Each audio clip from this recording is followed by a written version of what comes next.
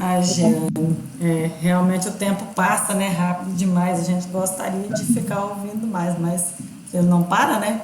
Vamos direto para o outro grupo, tá? Lana, você apresenta o grupo, eu vou pôr o slide e já passar para o seu já, tá?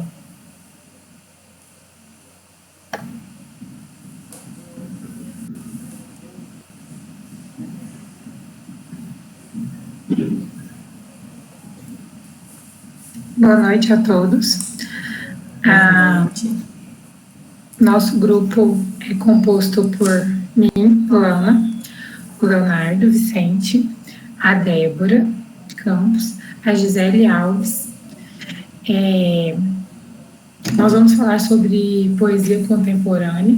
A gente falou sobre literatura contemporânea no último trabalho, então é bem parecido. Então a gente fez bem resumido, porque agora a gente vai focar mais na poesia, né, não na literatura no geral. Primeiro, já conceituaram, né, 2 vezes xenofobia e racismo. Nós trouxemos, nesse primeiro slide, uma conceituação bem básica. A xenofobia geralmente está diretamente relacionada com o racismo, preconceito contra pessoas por causa de suas características físicas, principalmente cor da pele, sotaque. Isso é perceptível quando presenciamos pessoas de origens distintas recebendo tratamento diferente por causa da sua aparência. Esse é o conceito geral. Volta um pouquinho, Leonardo, por favor. Esse é o conceito geral de xenofobia. A Jeane já falou, né, da Semana de Arte Moderna, da questão da xenofobia. Pegando um gancho no que a Jeane falou, né, daquele movimento mais nacionalista para valorizar o que era nosso e tudo, e às vezes sendo xenofóbico com a arte que veio de outros países, no meu entendimento, meio que foi uma resposta, né? Porque antes era o contrário. E eu acho que essa xenofobia com a arte, esse preconceito com a arte, porque o Brasil é um país muito novo, né, muito jovem. Então, começou primeiro assim, até com nós mesmos, os brasileiros da época, não valorizando a arte do Brasil, priorizando a arte de fora, principalmente que vinha da Europa, né? E aí veio esse movimento com a Semana de Arte Moderna, acho que dando uma resposta e fazendo o contrário, né? Não, vamos valorizar, acabou que sendo xenofóbico também, vamos valorizar o que é nosso e, né, deixa para lá o que é deles. Então, meio que foi uma resposta, porque antes era o nosso que era desvalorizado. Então, eu acho que foi uma xenofobia respondida com xenofobia. E esse conceito básico que nós trouxemos de xenofobia é pelo poema que nós vamos apresentar. Eu esqueci o nome dela agora, Léo. Não, só vou falar o nome da mulher, esqueci o nome dela. Enfim, o poema se chama Favela. Então, nós trouxemos esse conceito básico de xenofobia por causa do poema. Léo não quer que eu dou spoiler, mas também nem consegui, porque eu esqueci total o nome dela agora. Nós vamos falar sobre favela no poema. Pode passar, Léo. A literatura contemporânea brasileira. Então, eu já expliquei isso, né, no nosso último trabalho, mas vou pincelar rapidamente. Então, assim, no mundo contemporâneo, ali no finalzinho do século XIX para o começo do século XX, aconteceram várias mudanças, né? A gente teve a Revolução Industrial, né? A Revolução Industrial, pós-Revolução Industrial, a Revolução Industrial foi um pouco antes. Jogou mesmo, porque senão eu ia falar, gente, o nome da mulher sumiu, ela tem uma pinta assim, ó, eu vou lembrar o nome dela, antes da fala do Léo. Então, assim, com todo esse crescimento das cidades, o crescimento tecnológico, o crescimento industrial, mudou tudo, né? E mudou também, automaticamente, a literatura. Então, antes, a poesia era em livros, né? Aquela coisa que eternizavam os livros. Então, agora eu quero dizer assim, né? Não recentemente, nos últimos anos, tem uns anos atrás, né? A tecnologia possibilitou, né, uma ampla divulgação desses trabalhos. E, automaticamente, eu até vi, né, nas minhas pesquisas, falando, mas hoje parece que tem mais poetas que antes. Eu acho que não é nem que tem mais, é porque antigamente as pessoas escreviam poemas, por exemplo, ficavam, né, muito tempo guardado ali, porque não conseguiam, às vezes, contactar a editora, dificuldade financeira para publicar suas obras. E hoje, né, com a internet, é tudo muito simples. Inclusive, os poetas que nós trouxemos são exemplos disso. Você, no Twitter, você coloca uma pequena poesia, no Instagram, você coloca uma pequena poesia, antes no Facebook, o Orkut, né, que é o primeiro da minha época. Então, assim, ficou muito mais fácil. E os leitores de hoje, eles são mais imediatistas. E, assim, não é uma crítica, mas é apenas, assim, uma constatação. As pessoas de hoje raramente têm paciência para ler longos livros, ou às vezes para ir numa biblioteca, para buscar um livro, para comprar um livro, e justamente por esse imediatismo e a falta de tempo também. Então, a internet possibilitou isso, porque você está com um tablet, com um celular na mão, você já consegue ter acesso a isso.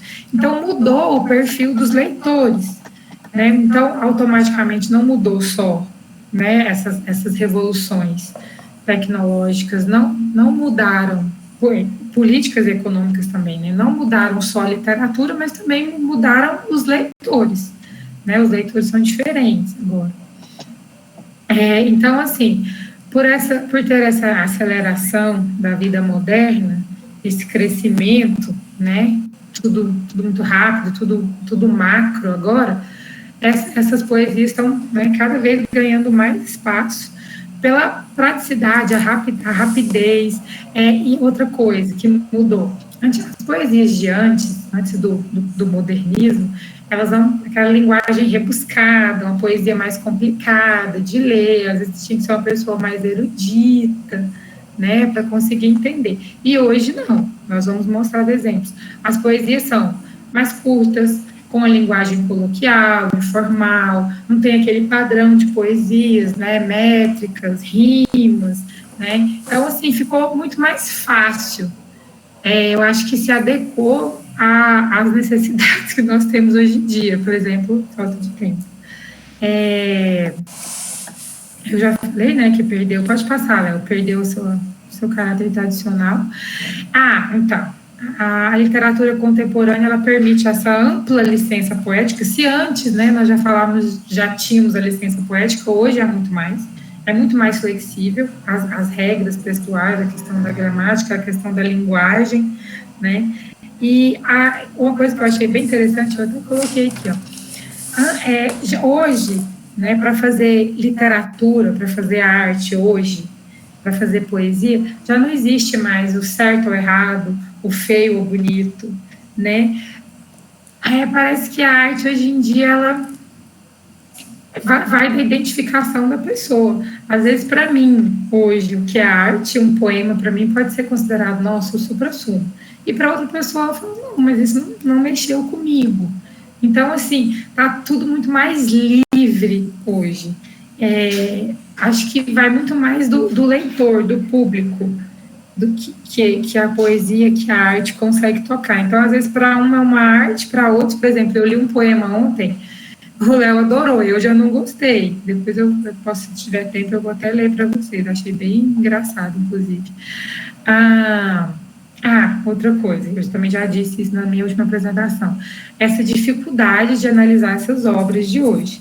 Então, assim, porque a poesia contemporânea, ela mistura vários estilos literários, então, recria o passado, transforma, né, traz para um modelo mais atual, e é muito atual.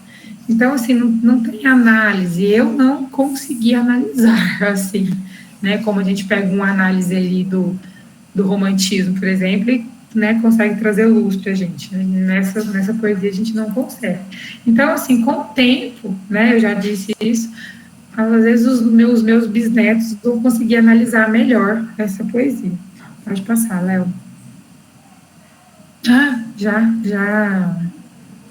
finalizou. A gente vai trazer agora alguns escritores contemporâneos. Se der tempo no final, eu vou ler aquele poema, tá, Léo? Do Espírito. Vou desligar meu microfone aqui. Boa noite a todos. Vou falar um pouquinho sobre a Alice Ruiz, né? 76 anos, Paraná. Desde seus 9 anos, ela já escrevia contos, né? E com seus 16, ela começou a escrever versos. Ela publicou alguns poemas em jornais e revistas culturais. Seu primeiro livro, ele foi publicado quando ela tinha 34 anos. Ela se casou com um poeta, o nome dele é Paulo Leminski, né? Os dois, eles integraram um grupo musical, né? O nome é A Chave. Ela tem mais de 50 músicas gravadas e seu primeiro CD ele foi lançado em 2005. Ela publicou 15 livros entre poesias, traduções e histórias infantis.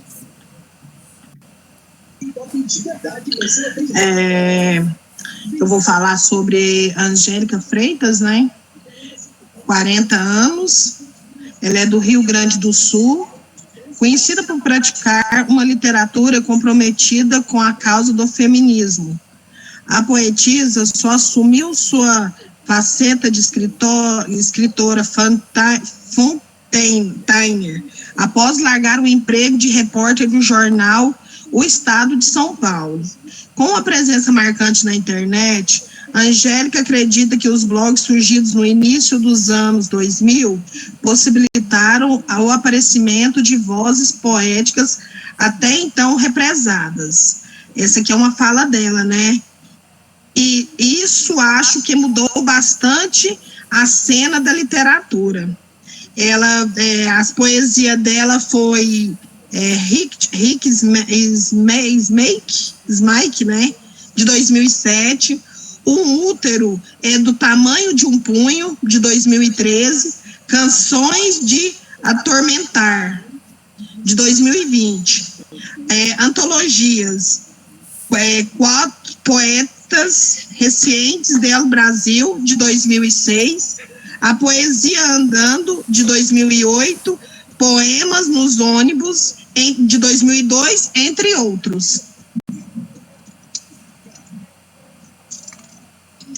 Gregório é do Vivier, professora? Chique esse nome, né? Gregório do Vivier. Ele está na televisão de vez em quando aí. Gregório do Vivier. 35 anos, né? Rio de Janeiro, ele é carioca. Ele é um autor humorista, ele é escritor, roteirista e um poeta brasileiro, né? Como eu havia falado no início, ele é carioca.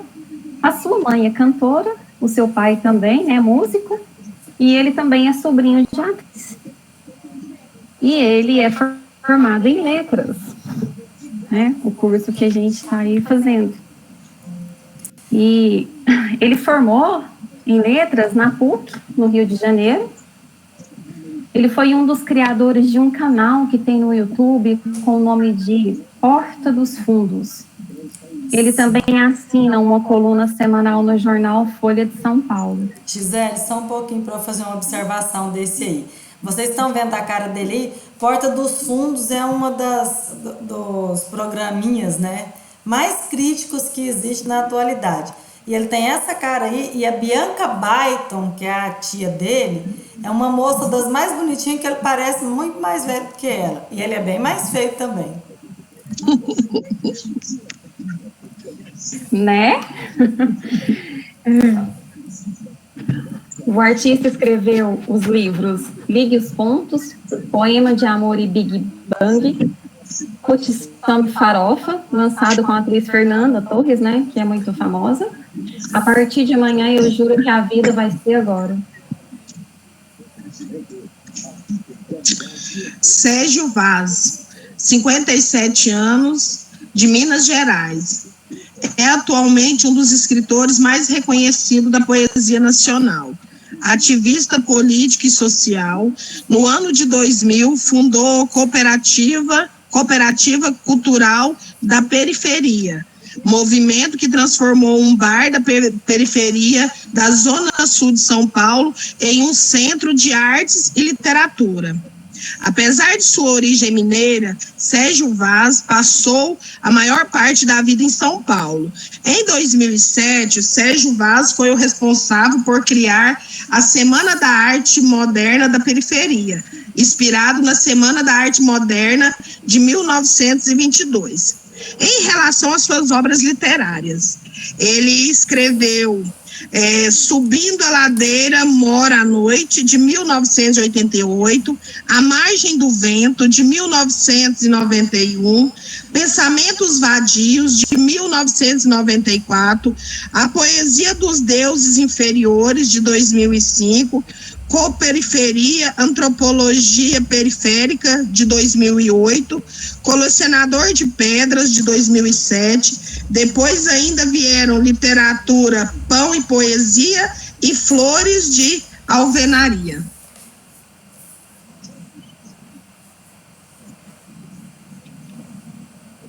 Rayane Leão, 33 anos, Mato Grosso.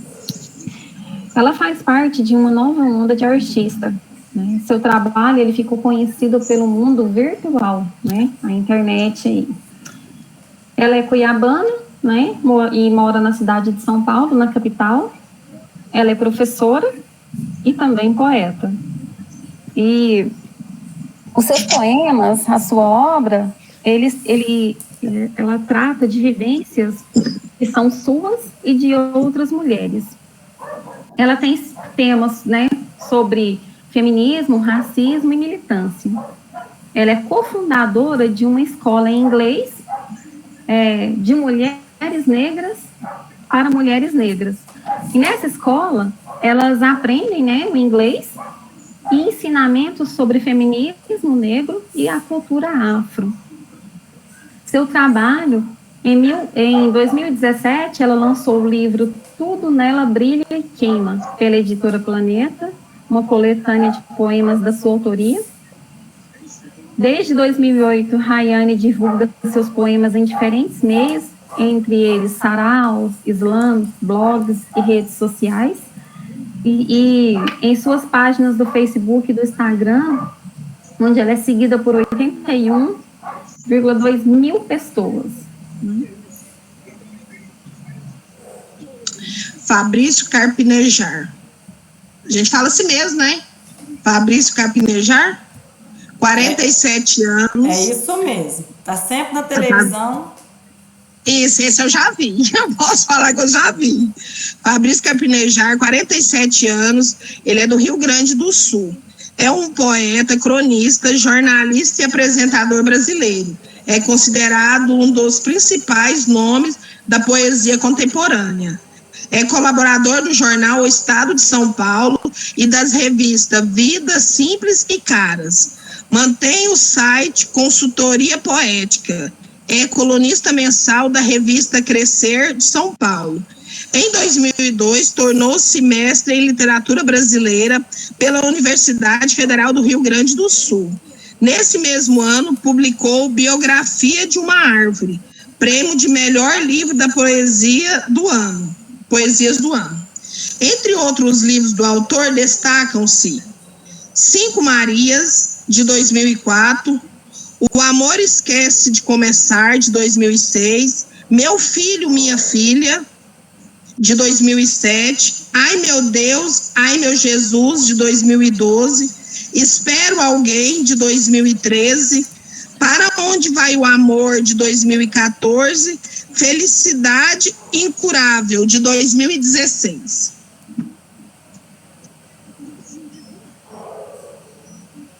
Braulio Bessa. Esse eu conheço também, já vi ele várias vezes. Eu gosto dele. O tom de voz que ele usa, eu gosto muito.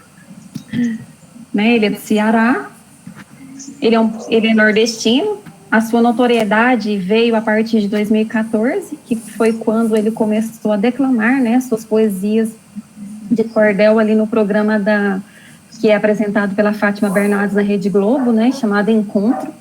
O seu quadro no Encontro, ele tinha o nome de Poesia com Rapadura. Em 2011, ele cria uma página no Facebook com o nome de Nação Nordestina. Essa página ele criou devido à sua grande paixão pela cultura nordestina. E nessa página ele publica conteúdos sobre as tradições, as expressões populares e a culinária da sua amada terra. As obras do autor. Além de Poesia com Rapadura, Braulio publicou outros 2 livros, Poesia que Transforma, em 2018, editora Sextante, né, pela editora Sextante, e Um Carrinho na Alma, em 2019, pela mesma editora. Conceição Evaristo, 76 anos, de Belo Horizonte. Autora de contos, poemas e romances, parte deles traduzido para o inglês e o francês, além de vastas obras teóricas. Sua estreia na literatura aconteceu no ano de 1990. A autora cunhou o termo escrevivências para nomear seu procedimento narrativo, misturando invenção e fato. Escreviver é contar a parte de uma realidade particular, uma história que aponta para uma coletividade. Principais obras de Conceição Evaristo: Pôncia Vicêncio, acho que é Pôncia, né? Vicêncio, 2003, romance. Ponciá Vicêncio. Pôcia Vicêncio, de 2003, romance. Becos da Memória, de 2006, romance. Poemas da Recordação e Outros Movimentos, de 2008, poesia. Insubmersas Lágrimas de Mulheres, de 2011, contos. Olho d'Água, de 2014, contos. Histórias de Leves Enganos e Parenças, 2016, conto e novela. Canção para Ninar, Menino Grande, de 2018, romance.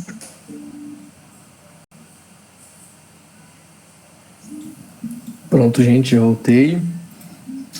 Bom, como vocês viram, tem uma estrelinha aqui na página da Conceição Evaristo, porque ela é a autora escolhida que teve um... Calana esqueceu o nome.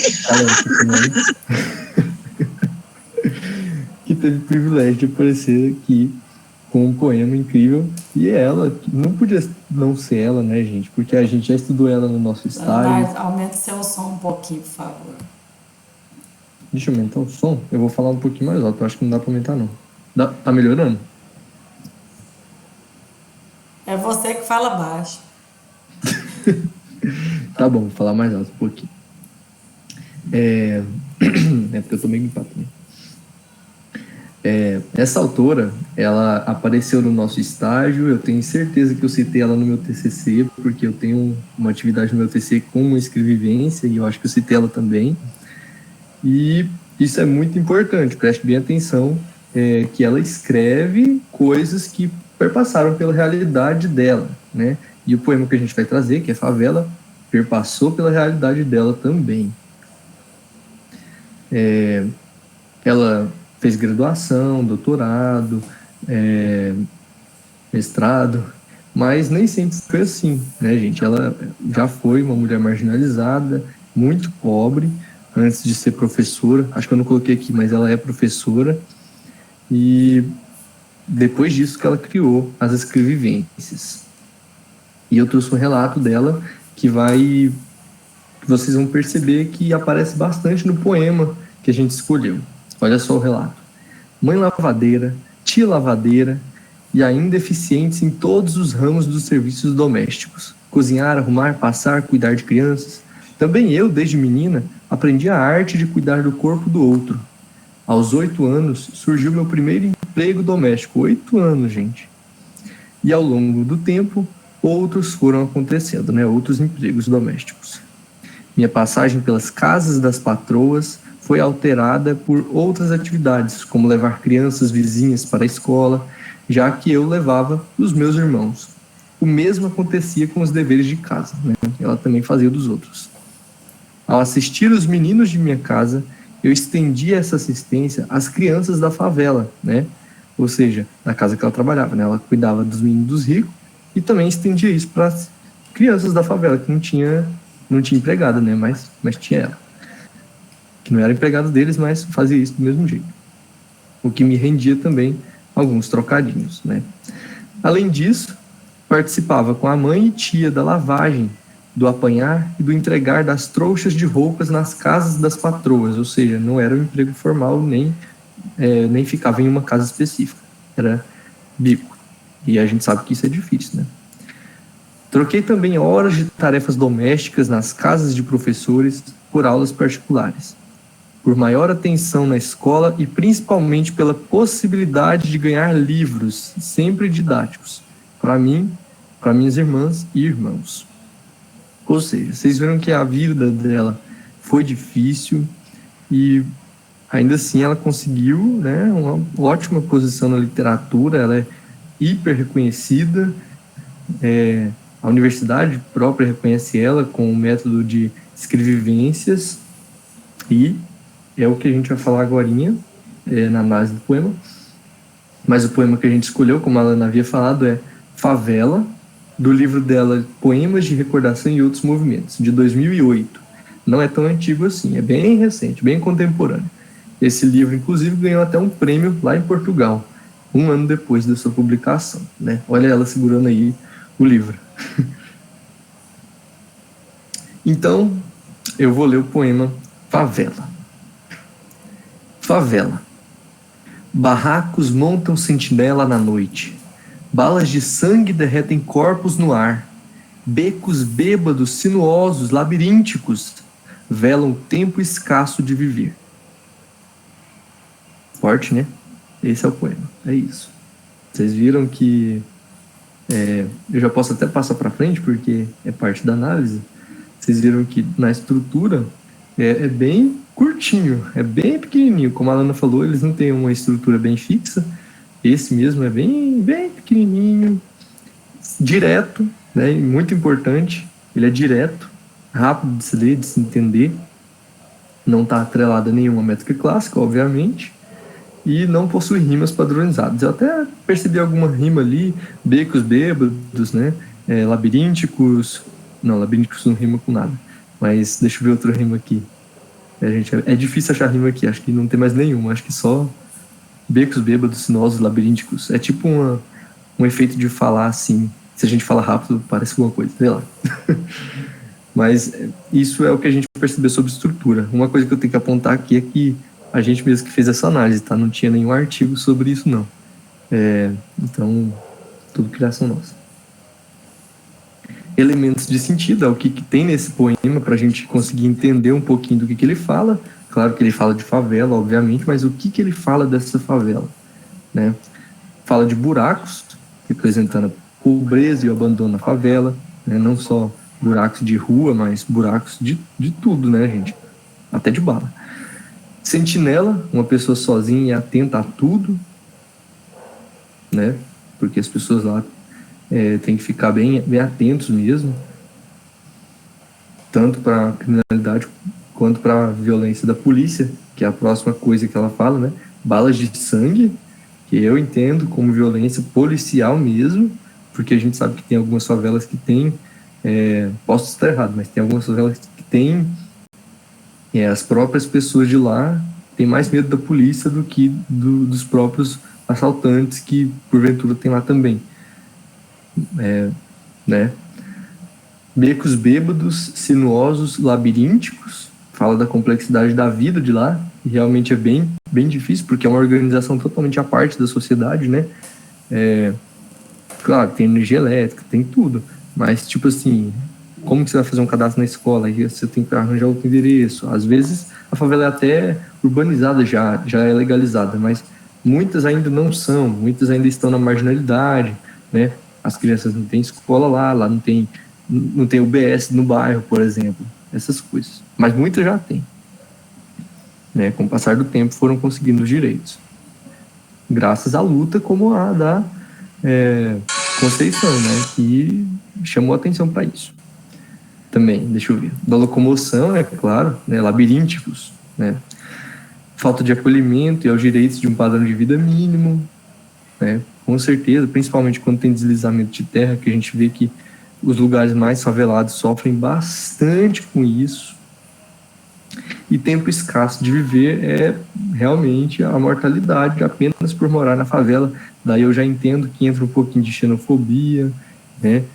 Não xenofobia de pessoas terem ódio, mas na verdade também disso, né? De pessoas terem ódio das pessoas só por morar na favela, mas também por todas essas outras coisas que tem aqui em cima de elementos de sentido que fazem a vida passar mais rápido, né? Ser mais escassa.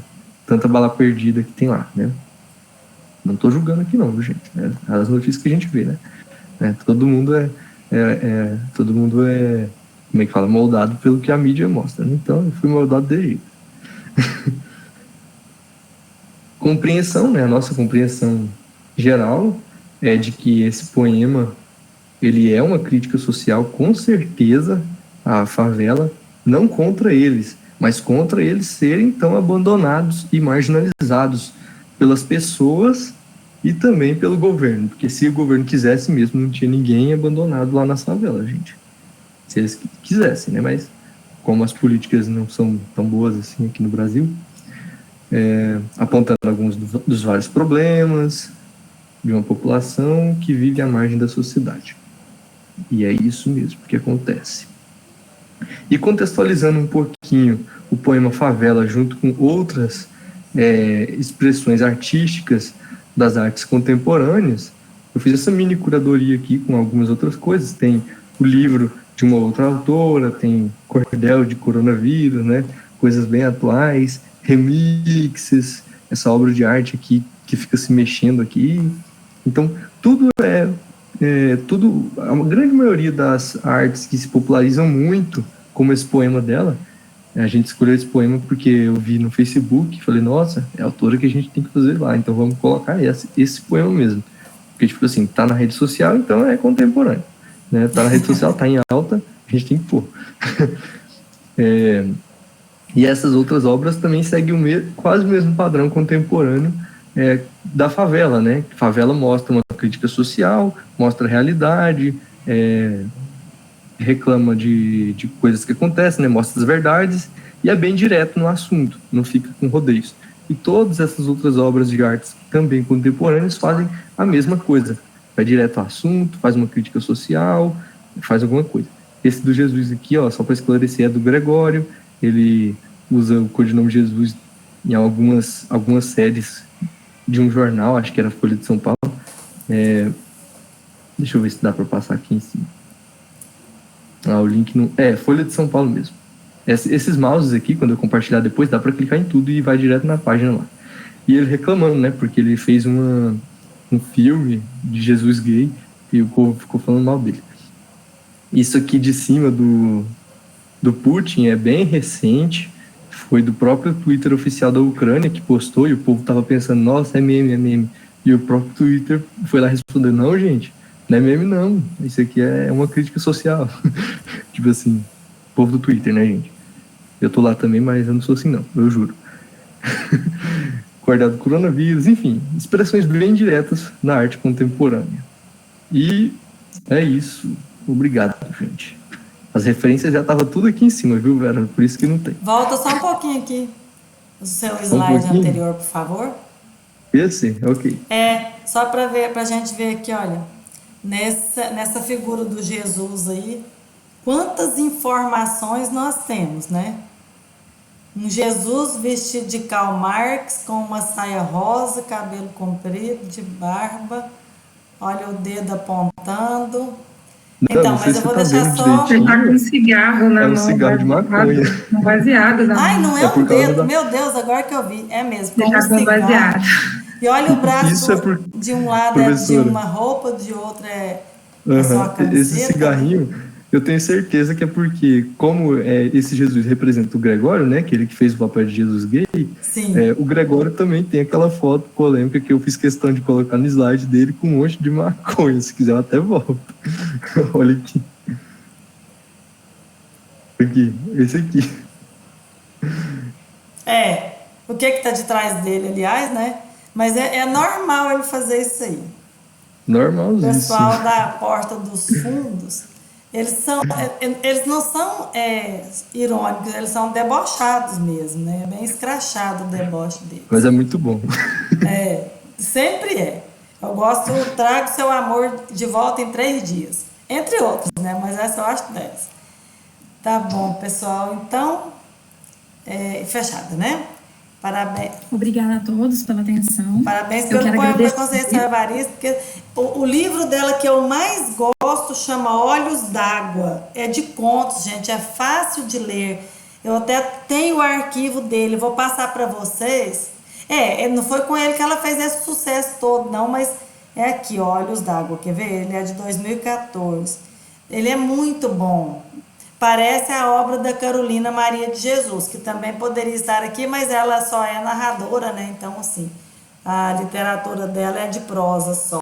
Se bem que é toda poética, igual esses contos também, assim, é uma prosa poética magnífica. Tá ótimo. Então, vamos dar por encerrado os trabalhos, porque eu preciso falar pelo menos 3 minutinhos com vocês. Muito obrigada pela apresentação. Bom, para a gente não perder o costume, vamos voltar ao primeiro grupo de hoje, vamos até o terceiro aqui, né? Então, nós pegamos hoje a geração de 45, né, com o grupo do Júnior, que vai falar do que a gente também chama de terceira fase modernista, começa a partir de 1945, isso é uma informação didática, porque nós já sabemos que não é totalmente preso em data, né? Nenhuma manifestação artística vai se prender especialmente em datas, mas a partir de algumas publicações é que as características se tornam mais evidentes, e aí a gente nomeia o período, né? A gente não, os teóricos e críticos nomeiam os períodos didaticamente para facilitar o estudo. E nesse período, né, que vai até a década de 60, por aí assim, 70, é mais ou menos a década de 60, a principal característica, assim, a principal coisa que precisa ficar evidente é que esses poetas, e hoje a gente, nesses 6 grupos, nesses 2 dias, a gente falaria de poesia, né? Estamos falando da poesia brasileira do século XX. É que esses poetas da geração de 45 acabaram voltando às estruturas parnasianas, ao poema de forma fixa, né? E procuraram revisitar o passado, principalmente. Mas tinha de tudo, desde da Semana de Arte Moderna e até antes, com o Mário de Andrade e o Oswaldo de Andrade, houve essa revolução na poesia, com os antropófagos e os xenófobos, né, com a antropofagia e a xenofobia, essa mistura desses 2 conceitos ou dessas 2 categorias, visando a trazer para o Brasil, ou estar no Brasil, uma poesia mais brasileira. E agora eu vou ficar falando de poesia mesmo, né? Esse percurso de uma poesia que valorizasse o Brasil, as características do Brasil, as coisas brasileiras. E aí tem aqueles movimentos e as revistas que cuidaram de informar isso, né? Então esses conceitos foram criados por causa disso, mas eles percorreram todo o século. Então o que era para ficar mais evidente é isso. Durante esses períodos tratados hoje, como foi que a xenofobia apareceu? E de um modo ou de outro vocês foram colocando. Não precisava voltar a chamada da Semana de Arte Moderna, não. Porque a gente queria ver como que isso ultrapassou a semana e chegou até o século XXI, né? O percurso era bem assim. Uma coisa que precisava de, assim, ficar mais evidente, e aí a gente faz um roteirinho, é por isso, né? Justamente a produção literária, a poesia. Os escritores, seria bem rapidamente mesmo, uma pequena biografia, mas mínima mesmo. Onde nasceu, se ainda está vivo ou se morreu, e o que produziu, quais foram as coisas mais evidentes da produção deles, as coisas mais importantes que retratassem o período. É claro que tinha, entre a geração de 45 e o que a gente chama de tendência contemporânea, da década de 70, por aí assim, 60, 70, vai repetir escritor, né, poeta. Vão repetir os poetas que continuaram produzindo ao longo da vida, ainda mais, como vocês colocaram, principalmente Ferreira Goulart, que no primeiro período aí ele era totalmente concretista, né? Escrevia o poema concreto e tudo, e no segundo período ele era da poesia social. Isso porque ele passou por um período de prisão, deportação, depois ele retornou só na década de 70, e se ele já estava injuriado, especialmente com o poema que vocês colocaram, quem trouxe o Ferreira Goulart, um poema muito bem escolhido. Se ele já estava bravo naquele tempo, antes dele ter sido mandado embora, imagine quando ele voltou, né? E ele tinha um problema sério, que ele teve um filho que era esquizofrênico, e ele comprou uma briga com as clínicas de repouso, porque foi proibido clínica no Brasil de internação, por conta lá daquele manicômio de Barbacena, que até uma escritora que chama Daniela Arbex escreveu sobre ele, um livro que chama Holocausto Brasileiro, falando de como que as pessoas eram tratadas lá. Então, por conta daquilo, as clínicas foram fechadas, e o Ferreira Goulart teve que ficar com o filho dele em casa, e o filho era violento, e mesmo com medicamento, às vezes ele batia nele, né, assim, batia em todo mundo da casa. Então ele teve muitos problemas, e aí por isso que ele passou escrevendo poemas de cunho social e de mostrar essas coisas que acontecem na sociedade, essas injustiças sociais, né? Então, aí o segundo momento era para isso, para falar desse retorno, não, dessas novas vanguardas. Vanguarda não retorna, vanguarda sempre é a seguinte, né? Dessas novas vanguardas e do tropicalismo, especialmente, que foram dois movimentos das décadas de 60 e 70, especialmente na década de 70, muito importantes para o movimento da poesia no Brasil. Várias manifestações diferentes surgiram e foram pelas décadas afora, 70, 80, 90, continuou até hoje, como por exemplo Chico Buarque, Gilberto Gil, e o Caetano Veloso e outros que encamparam esses grupos, e poetas que ainda não morreram, tipo Ferreira Goulart morreu em 2016, ele continuou escrevendo e participou dessas novas vanguardas na poesia, né? E depois o terceiro grupo falar das duas últimas décadas do século XX e as duas primeiras décadas do século XXI. De uma forma ou de outra, nós conseguimos cumprir o que foi programado. Só que vou deixar uns senões. Quando vocês... Estou falando de modo geral agora para a vida. Vou até desligar a gravação.